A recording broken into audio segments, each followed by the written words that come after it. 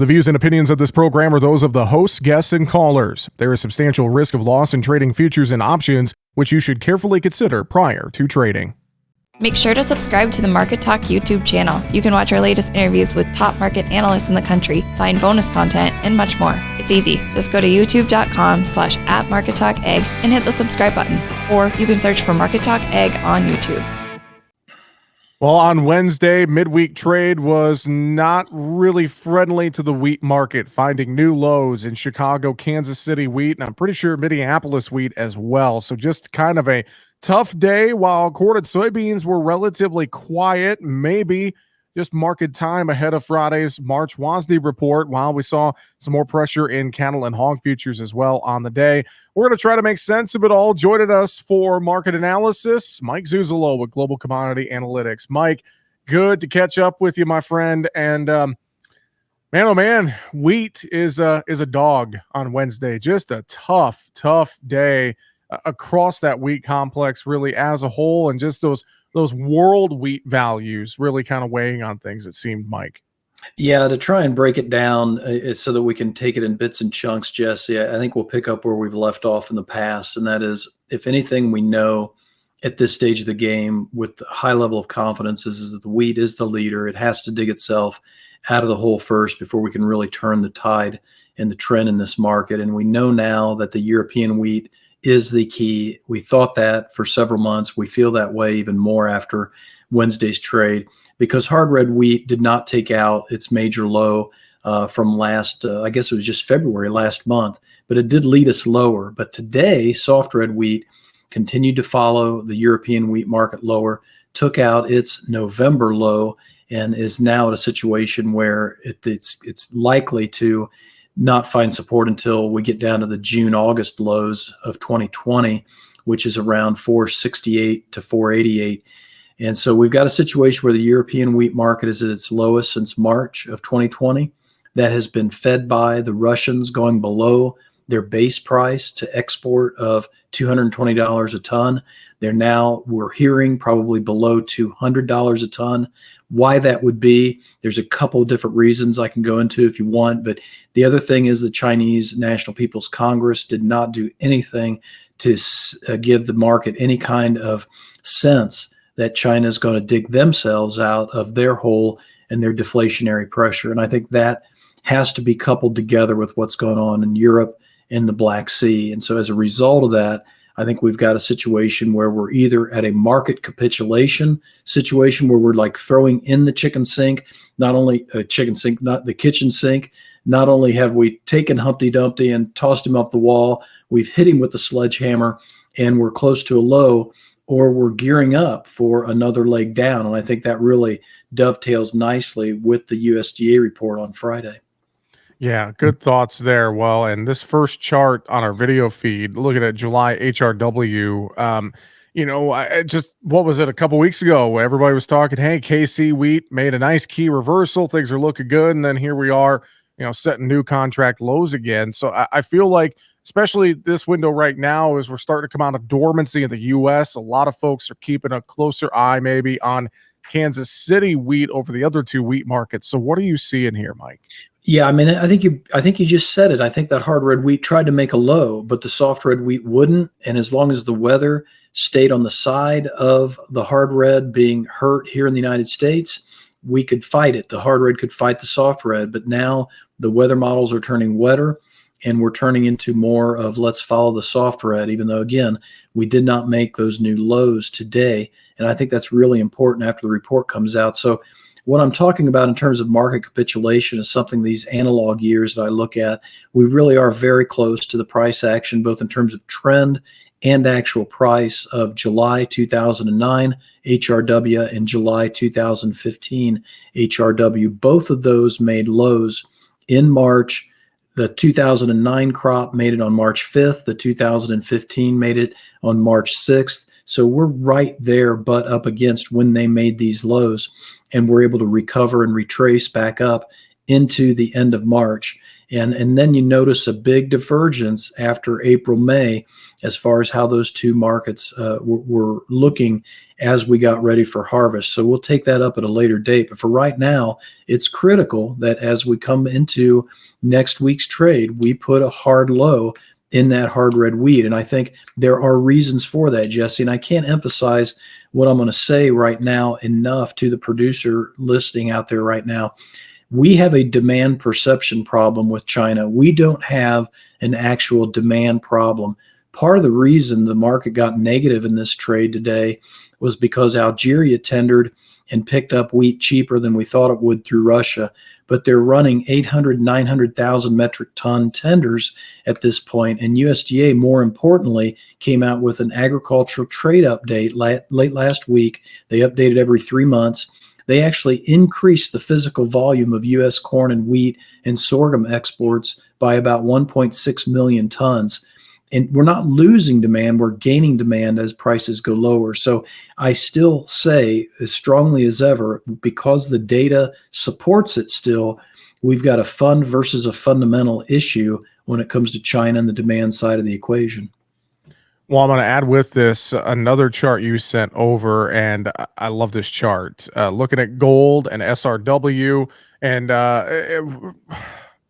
it's things like this that I like to look at these correlations with you, Mike, because I think it really speaks to some of the different moves these markets are making. So, walk us through what you're seeing here, because gold's been on a bit of a tear here recently. Yeah, this was the heart and soul of why I drew up this chart for us today. Was we've got brand new all-time highs in gold, brand new all-time highs in Bitcoin. We're coming off all-time record highs in the S&P 500 U.S. equity index. So we've got a risk-on rally in some of these really strong, traditionally risk-on type risky assets. But all of a sudden, the commodity market's not following it. And I sat back and I thought to myself, is gold a safe haven? Is Bitcoin a safe haven? Is the U.S. equity market a safe haven against China? And I do think there is an element of that going on. But what I love about this chart, and I had not created it until this week, was that, like we've talked about before, we're looking for either very synced up markets or very contrary markets where they're kind of mirror images. And that's what we have here as the gold gets up to a level like it is right now, where it's 393 times the price of the soft red wheat. When we make major highs in that gold soft red wheat ratio, we're typically making major lows in the Goldman Sachs S&P commodity index. What's fascinating about this, Jesse, is that gold in that GSCI for the 2024 weightings by commodity, gold makes up 4.25% of the total index. Wheat makes up, between hard red and soft red combined, 4.6%. So you actually have gold canceling out whatever the wheat is doing. And so that takes you back to the energy markets. In that GSCI, energy is 58% of the index.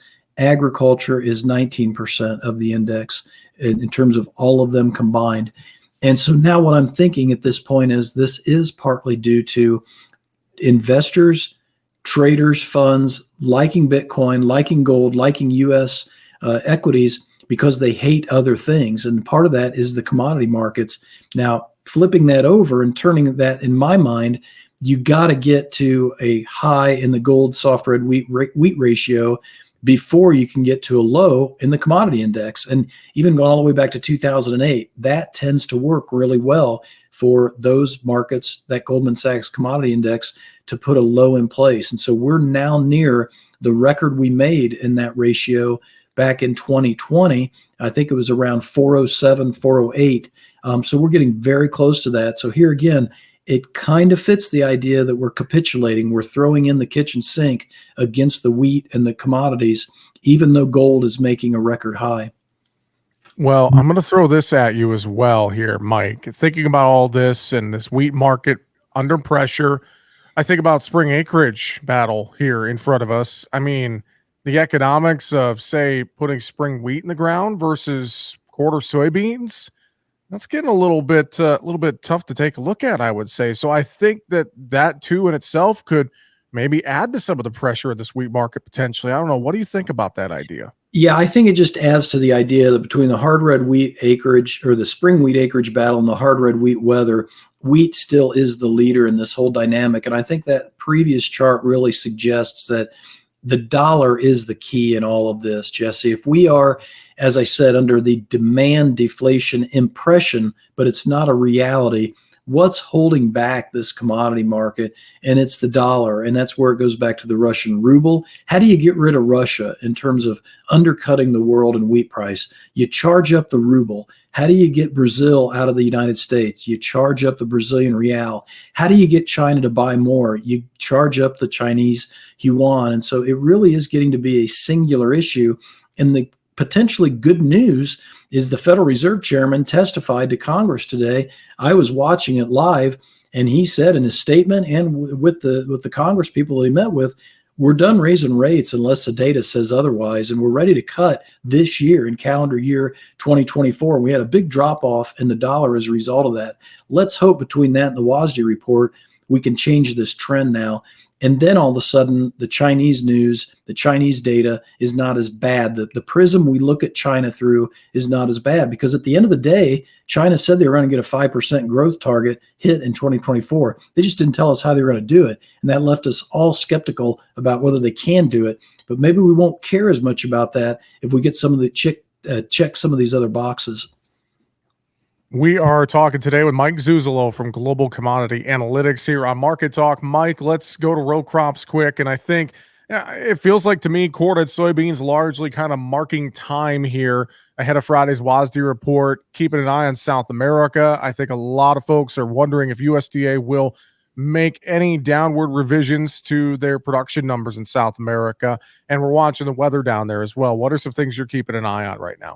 I think some of the downward revisions, especially in soybeans, are baked into the cake, maybe a little bit in corn at this stage of the game. And I think they're watching this map right here pretty closely, because that's something I've been watching for several weeks now. And we're really in the heart of the second crop corn getting off to a good start and not losing bushels, because as we know, these newer varieties, these new genetics, it's more important how things come up and how they're standing, once they get 3-4 feet tall, as it is about the pollination phase, in terms of the genetics being able to handle drought much better than they used to. So we're in a situation now where we're getting very dry, very hot in Mato Grosso do Sul, two of the top 3-4 provinces for second crop corn. So if the beans are going to go up on weather, the corn should too at this point, Jesse, even more so maybe. So that kind of covers the report side of the equation. I also feel as though that this trade, if I'm right about what I said a minute ago, and we don't bottom in the wheat market, what do you do? I mean, that's all this good information. What am I going to recommend? Well, given this map, I'm not going to recommend hedging corn, especially at these price levels. And I'm not going to recommend hedging wheat with harvest around the corner and hot, dry weather conditions still present in hard red wheat country. I'll sell off the combine if I have to in the wheat and in the corn at this stage of the game. It's the beans that I really got to start hedging in 2024. So that's what I've got to concentrate on after the report if we can't make this big low. Yeah, and that's a great point there. And I know some folks, I think we've talked about this before too, a little more concerned about soybeans in this window versus this corn market, particularly with some of these weather concerns. But I just know soybeans, I've said this before, beans don't like being in the $11 range, Mike. They like 10, they like 12. They don't necessarily love 11. And I think that's a key thing to watch here to see where this bean market goes, Mike. Yeah, you got to think of it in terms of the ratio side of the equation. If you've got $4 corn, you're going to have probably $10 beans, because that's a 2.5 ratio. That means you got about $1.40 to go down in terms of the November beans. So that's where the profitability is. Are you going to really lose a lot going from $4.60 D's corn to $4 D's corn? Not compared to an $11.40 slide to $10 on good yields in this soybean contract. Yeah, good points. Good points. Let's talk some of the ethanol data, refinery data out as well on Wednesday. Continue to watch crude inventories, ethanol, et cetera. What were some of the notes that stood out to you with the EIA data this week? Yeah, this is where the fuel side of the equation really becomes a big deal to me, Jesse, with the Department of Energy numbers today and their forecast on refining utilization. And keep in mind, we just hit a new 2024 low in distillate stocks here today on weekly numbers. But this is a EIA chart that just came out today, suggesting that we're going to lose refinery utilization and go down to the very bottom part of a very long-term range, a 5-year range, and only kill or refine about 81 to 89% of our capacity at this point. We've already started to go down since early January. Now, this is not just important for the diesel fuel when it comes to springtime. It's really critical for the meat consumption and what kind of summer gas prices we're going to have in light of the summer grilling season. As we've talked about before, I'm extremely nervous about the consumption side of the equation when it comes to the meats. Campbell's Soups put out their quarterly update today. They lost 1% in organic growth. They are not doing nearly as well as I don't think they thought they would be based upon what I read. Same thing with the Wall Street Journal article earlier this week. You've got hamburger places that have raised their prices $5-6. They're charging $15 to $18 a hamburger for a cheeseburger at this point. And they still don't know if they're going to be able to stay in business or not. So 2024, to me, I'll reiterate, it's about consumption. And if we go 350 gasoline prices, I would not expect our restaurant to hold up as good in demand as we had back last year. No, that's a great point. And let's segue a little more into the livestock side and pull up our final chart looking at April feeders. But I'll make this comment about cattle, and then I'll let you talk. I feel like cattle, both fats and feeders right now, the demand does remain good. To your points there about the economy and more, market's looking okay on the cash side, but I feel like technically we're kind of going sideways in futures right now. So that's my comment on cattle. What do you think about that? And what are you seeing on this chart right now, Mike?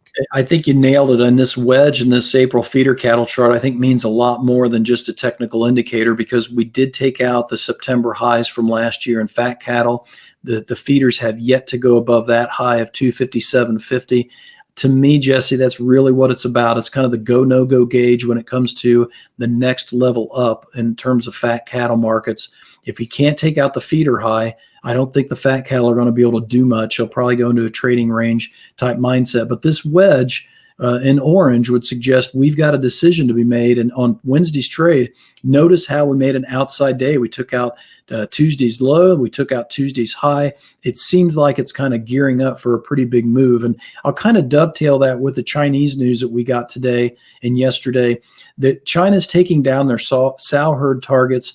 They're going from about 37 to 41 million head down to a 39 million head top end. They still got about 41 million head. So we're still in liquidation phase when it comes to the Chinese hog herd and the females especially. So that renews the downward pressure potentially in the hog complex as we get into summer grilling season. Second thing I'd say to kind of dovetail what we talked about with the soybeans, and also when it comes to the meal and the hog and poultry feeding, China said specifically they're going to push very hard on ramping up their genetically modified soybean acreage base with very good traits this coming year. So I think they're really searching for a way to not have to import more than, say, 100 million metric tons of soybeans from here on out. So I think we really got to take notice of these issues and call these kind of red flags.